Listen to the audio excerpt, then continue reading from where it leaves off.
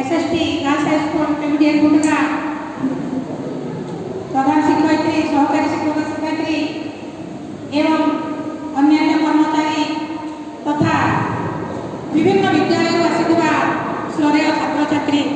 आज ये कार्यक्रम को आपण मानक समस्त स्वागत शुभेच्छा एवं अभिनंदन। जेहेतु आपण माने समस्ते जड़े जड़े शिक्षित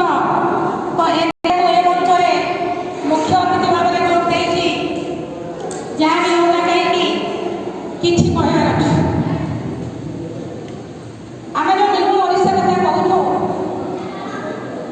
भविष्य सरकार जो उद्देश्य रखुच्च 2027 सुधा आम पिला केमती निपुण हो बाहर दक्षता हासिल कर बाहर